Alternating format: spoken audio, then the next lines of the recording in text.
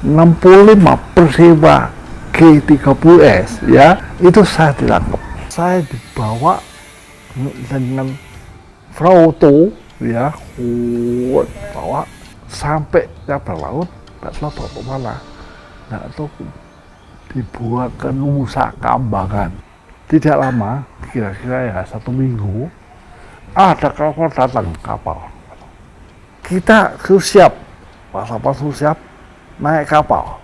Nah, naik kapal.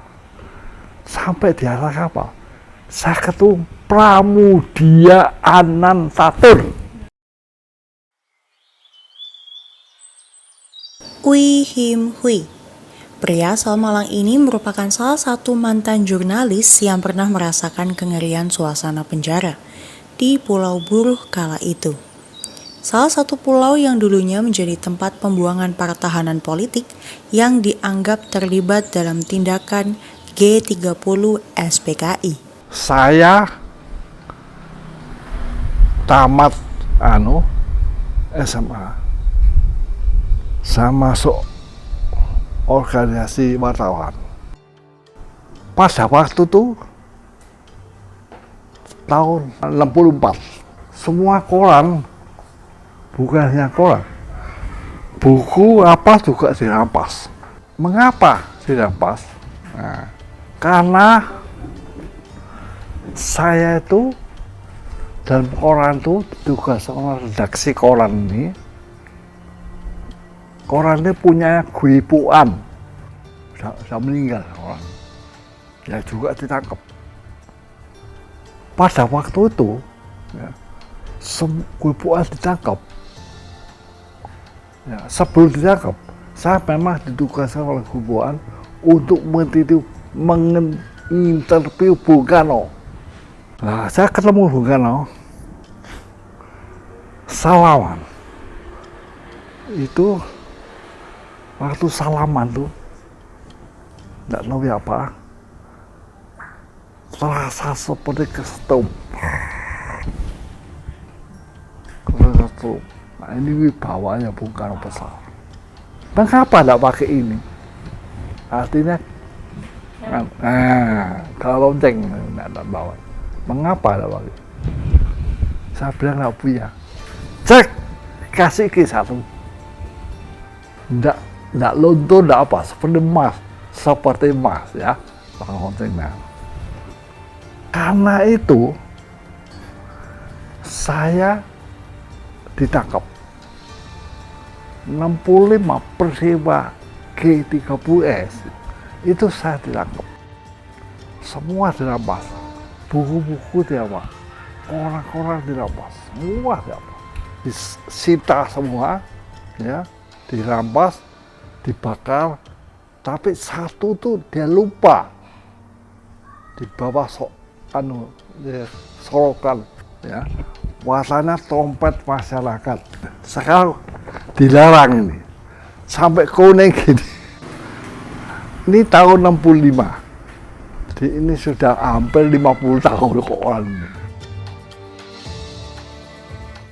Waktu itu saya dibawa, ditaruh di penjara Lowokwaru, Malang, dengan banyak orang. Nah, tapi wartawan juga banyak, wartawan kira-kira ada 100 orang, wartawan juga ada. Jadi satu, ada sebagian itu golongan PKI, itu sendiri,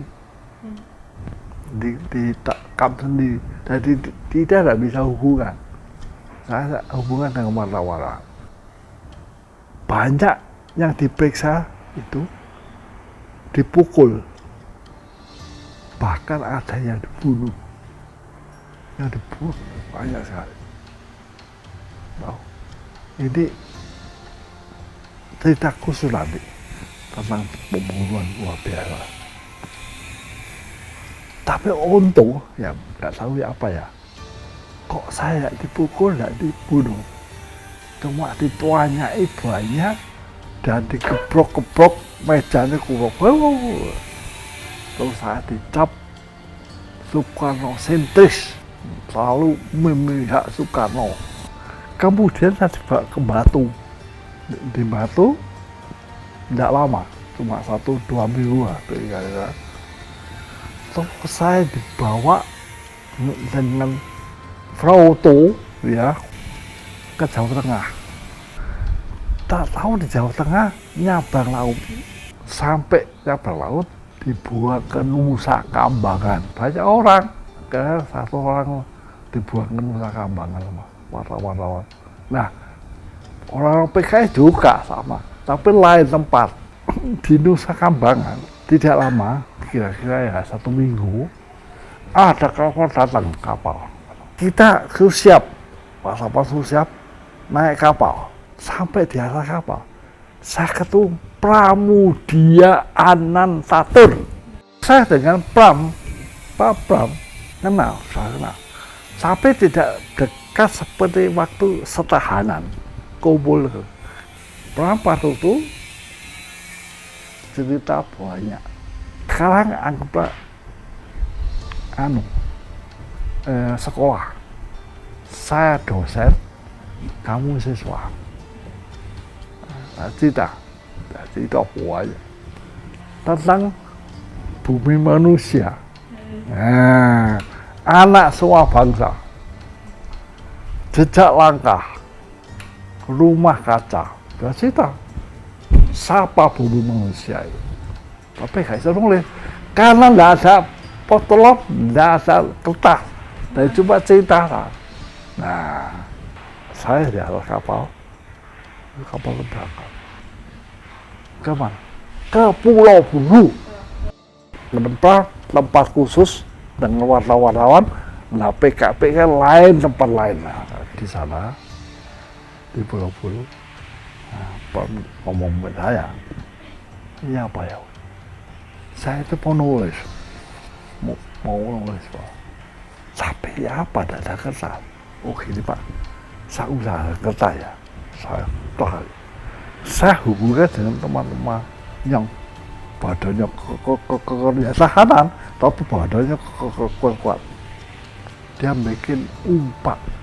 Umpak itu bikin rumah itu tiang-tiangnya, ya, diinjek umpak. Nah umpak itu persegi gini, ya. Kan di sana nggak ada batu nggak ada, kurang batu. Jadi pakai semen, bikin umpak. Semen itu ada bungkusnya apa enggak? Karena bungkusnya semen, kok saknya semen. Nah, saknya itu yang saya ambil, berarti bersih, saknya dia mau nulis di atas kertas semen. Nah, foto saya apa? Nah, dia saya,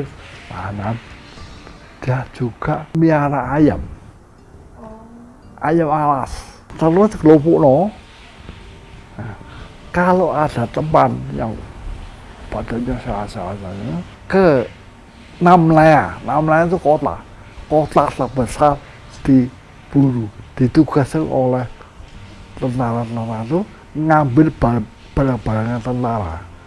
Nah itu saya titipi, lipat ini saya titipi, saya kasih dok itu ya, telur itu sampai di Namlaya, telur barter pensil. Ternyata bukan hanya pensil saja yang didapat dari Namlaya, tetapi Wi juga menitipkan kertas semen kepada para tahanan. Kertas semen yang didapatkan bukan dari umpak saja, tetapi juga dari Namlaya. Wi mempunyai ide untuk membawa pulang kertas semen dari Namlaya sebagai alat pembungkus barang agar tidak disita oleh petugas. Prabu tahanan khusus pada waktu tidak ada penjaga, sama loh, saya bantu Pram, yang bantu Mendeli, bantu. Tapi kalau ada petugas, saya lari, saya tidak pukul, tidak boleh. Terus berjalan sampai tahun 78 saya bebas. Pram 79, lepas 1 tahun. Wi banyak membantu Pram dalam penyimpanan naskah yang sudah ditulis. Wi bahkan memanfaatkan Jumbleng sebagai tempat penyimpanan naskah-naskah yang ada, agar tidak ketahuan oleh petugas dan tetap menjadi satu kesatuan. Ketika Wi bebas, beliau berpura-pura sakit sehingga semua barang bawaannya dibawakan oleh petugas yang baik hati. Sehingga barang bawaannya itu tidak diperiksa. Maka dari itu, beliau berhasil membawa keluar naskah di kertas semen dan memorabilia tutup jumbleng yang dibuatnya. Waktu saya masih muda, 30 lebih lah. Saya jadi wartawan. Tidak boleh jadi wartawan. Karena sebelah rumah saya RT RW. Jadi didolopi. Dipantau. Ada di mana saya nganggur, ya. Saya di rumah Malang bikin clipping orang-orang lama yang banyak koran dan buku itu diselamatkan oleh adik saya di atas plafon. Digeledah tidak ketemu. Memang koran-koran dan buku itu masih bisa dibaca, tapi sudah bolong-bolong. Bahkan lenget itu kutu buku loh. Nah, setelah Soeharto lengser jatuh, ganti Habibie. So, keadaannya ribuan orang dibunuh. Tidak kurang dari 2 juta orang PKI yang dibunuh. Coba. Untung saya tidak dipukul, tidak. Cuma dibentak-bentak, dibisui, macam-macam. Ya di mana tahanan ya apa? Bebas. Haji Mas Agung yang punya Gunung Agung, dia bilang, "Wih, jangan ngomong tentang kamu. Saya tahu semua. Kamu kalau di Malang saja, kamu gak bisa maju. Karena sebelah kanan kiri penguasa. Kamu harus lari ke sini, ke Surabaya." Detik itu saya pindah Surabaya. Tapi sampai sekarang saya belum penduduk Surabaya. KTP saya pakai di Malang. Nah, sampai di sini bukuku. Sampai untuk apa buku ini? Ada orang mau beli, yaitu orang Australia. Mau beli semuanya, mau beli 1 M. Itu saya butuh uang. Tapi kalau dijual, saya tidak bisa mendidik anak muda. Justru dengan buku, saya bisa mendidik anak muda. Supaya tahu sejarah. Orang tahu sejarah itu, ya apa ya, gelap seperti orang buta gitu ya.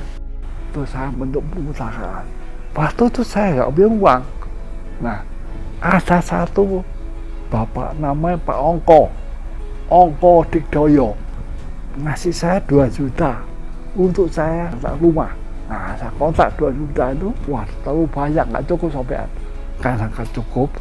Terus banyak teman-teman yang kaya-kaya, terutama namanya Pak Sindu, bantu untuk berdirikan ini. Berdiri ini 2 rumah jadi 1. Namanya Medayu Agung. Meda itu semangat, bahasa Sanskerta. Agung tinggi, dari semangat yang tinggi. Juga memberi kenang-kenang, dibantu oleh Mas Agung.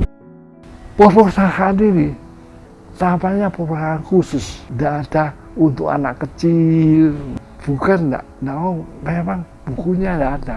Dan saya bisa ke anak-anak yang lebih besar, senang sejarah dan bahasa sejarah, bahasa politik, maka perpustakaan ini namanya perpustakaan sejarah. Tahun 2001,